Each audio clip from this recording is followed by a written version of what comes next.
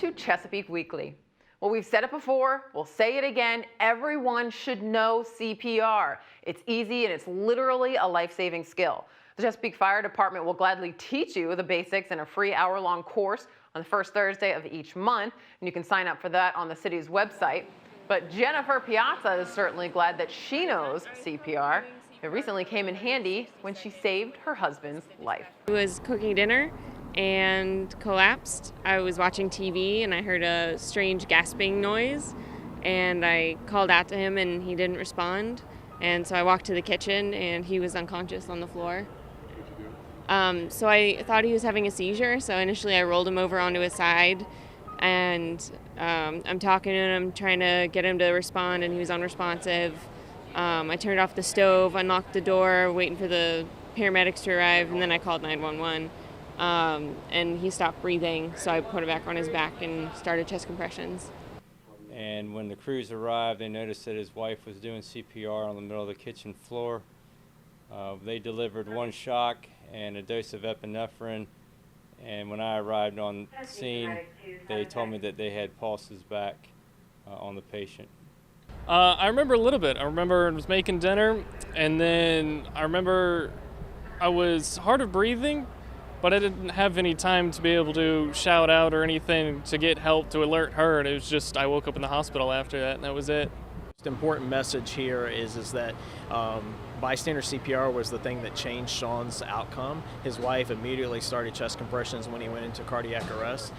She called 911 and did it in that order, in the sense that she actually knew how to do chest compressions and knew that he needed chest compressions, where a lot of people think the answer is calling 911 without acting to do something on their own in that type of situation. When it goes into cardiac arrest, it stops beating, but it quivers. We call it fibrillation. It fibrillates for several minutes. And what CPR does is it keeps the heart fibrillating, so we can deliver that electrical shock and hopefully reset it and get that heart beating again. So that's the whole purpose of bystander CPR, is just to give us something better to work with when we get there. The Centerville Turnpike Bridge is closed to motorists as crews work on a 6-month-long closure that's part of a rehabilitation project.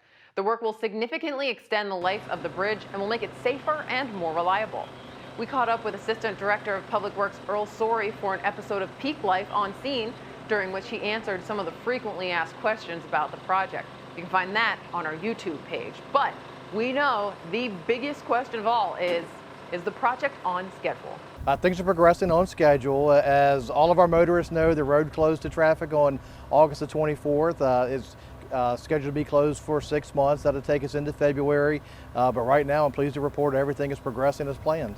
And a friendly reminder that the businesses located on Centerville Turnpike remain open and accessible. You can find out all you need to know about the project at cityofchesapeake.net/Centerville. Suicide is among the leading causes of death in the United States, particularly among teens. Educators throughout Chesapeake take this fact very seriously. Through programs such as this past weekend's Teen Suicide Prevention Forum and various programs in the Chesapeake Public School System, educators are hoping to change those statistics by teaching all adults to recognize warning signs and know how to help. I would say that the way that it's presenting is different.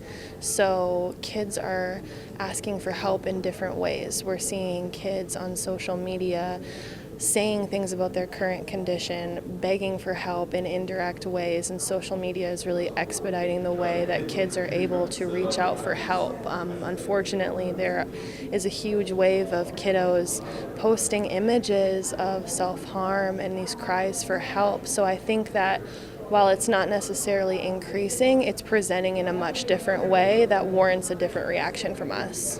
I will tell you from my own personal experience, about 5 years ago, a student came to me and said that he was tired of being bullied and he was contemplating committing suicide.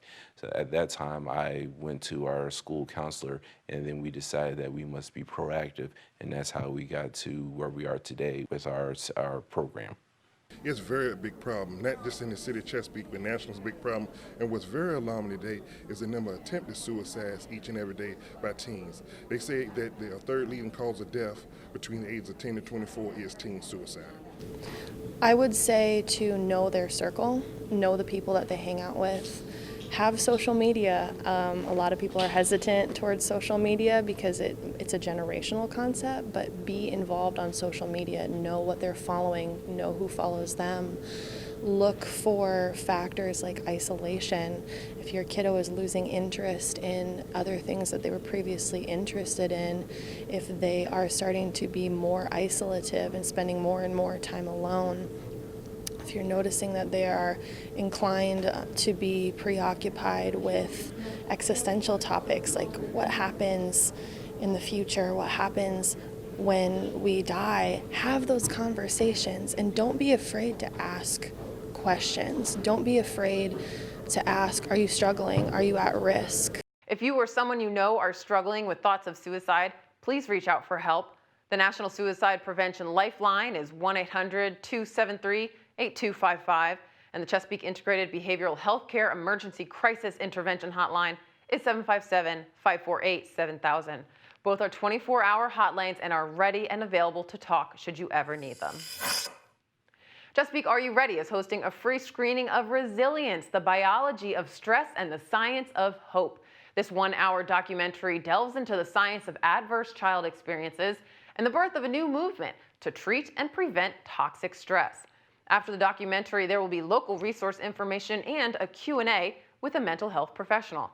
The event takes place on Tuesday, October 8th at the Central Library. Registration starts at 5:45. The movie will begin promptly at 6:15. For more information, visit ChesapeakeAreYouReady.com. When a tragic accident involving a drunk driver cut his wife's life short, Bobby Petroselli had two options: to allow the tragedy to pull him down or to fight through the darkness to triumph, which is exactly what he did. This former Great Bridge coach turned motivational speaker came back to Great Bridge High School last week. Well, mostly the number one audience I speak to are educational groups. Because when I went through the tragedy, it was the kids at the high school that literally rescued me. They loved on me. They showed me, as my program is called, You Matter. They showed me how much I mattered. And that, listen, coach, we're not going to let you let this stop you. It doesn't define you. So literally from that, for literally almost 30 years, I've been traveling this nation, letting people know, number one, how much they matter. Number two, that there is power in every decision they make. But number three, probably one of the most important things, they are not defined by where they've been hurt or broken in life. And I use the man who drove drunk as an analogy. The simplicity of him abusing alcohol was he was trying to anesthetize the pain of his broken heart. Most of the time I just thought about my influences and how they affect me. And when he said a single moment can change your life, it was the story was heartbreaking because something like that has happened to me. I almost lost my father. But if you just pick the right influences, you're sure to go down the right path. And you just have to be careful because you got to cherish the people you love because anything can happen at any moment. He kind of just showed everybody matters and just treat everybody nice, and you never know what's gonna happen any day, and I don't know, I'm just gonna be more grateful for my friends, my family, and all of that. October is Disabilities Awareness Month, and Chesapeake Public Schools are working hard to create a community of support for those who need it most. They're hosting several events this month to raise awareness for disabilities. The first is called Empower Chesapeake. This partnership with the Chesapeake Public Libraries will promote resources available to people with disabilities and will have special sensory activities for younger children. It takes place on October 10th from 6 to 8 p.m. at the Central Library. And then on October 19th from 10 to 1 is the annual Chesapeake Walk and Roll at Hickory High School. Another great opportunity to support those in our community with disabilities while celebrating all of our differences. Here's more on why events like this are so important. I think as a parent of two students with disabilities, I think that events like these are really important to bring some awareness to the differences that people with disabilities live with. I think that every person in our community has a desire to belong and to be part of something bigger than themselves, and students with disabilities are no different. Flu season is quickly approaching, so it's not too soon to get your flu shot. The Chesapeake Health Department is hosting a free flu shot clinic on Saturday, October 5th from 10 to 2 at their offices at 748 North Battlefield Boulevard. That's right behind Chesapeake Regional Healthcare. Vaccines will be offered to anyone, regardless of residency or insurance. Contact the Health Department at 382-8631 for more information. October is chock full of fun fall events here in Chesapeake, so pull out your calendar because we're about to go over this month's peak events. The Chesapeake Arboretum's annual Autumn Fest is on Saturday, October 5th from 10 to 4. There are a ton of activities, including a hay bale maze, petting zoo, butter churning, and so much more. Get details at cityofchesapeake.net/arboretum. Monster Fest 2019 is coming to the Central Library on October 5th from 10 to 4. Kick off your Halloween season with a celebration of classic horror in film and literature. Vendors, live music, a costume contest are just a few of the spooks to enjoy. Visit infopeak.org for more. Chesapeake Virginia Wine Festival is on October 12th from noon to 6 at Chesapeake City Park. This popular annual fundraiser features 20 premier Virginia winery locations, live entertainment from Louis McGee, food vendors, and more. Get your tickets at chesswine.com. The library has a very exciting event this month, and this one is truly not to be missed. It's the Muggle Masquerade, which is a play off of the beloved Harry Potter series. The October 19th event will bring the book to life for adults and children 12 and up. There is so much to this event, you just have to go check it out at lovemylibrary.net. Also on October 19th is the last in the Parks, Recreation, and Tourism Department's Movie and More series, with a showing of How to Train Your Dragon 3 at Elizabeth River Park, starting at 6 p.m. Now on Sunday, October 20th, is the annual Bark in the Park by the Chesapeake Humane Society. From noon to 5 at City Park, enjoy pet-related vendors, animal rescues, and games. Hey dogs, be sure to bring your owners to this one. More information is available at chesapeakehumane.org. The annual Waterways Heritage Festival at Great Bridge Battlefield and Waterways History Museum is on Saturday, October 26th from 10 to 5. Celebrate Chesapeake's cultural heritage with historical exhibits, boats on the waterway, fly fishing demonstrations, children's games and crafts, and so much more. Visit gbbattlefield.org for more. That's Chesapeake Weekly. Thank you so much for joining us. We'll see you next week.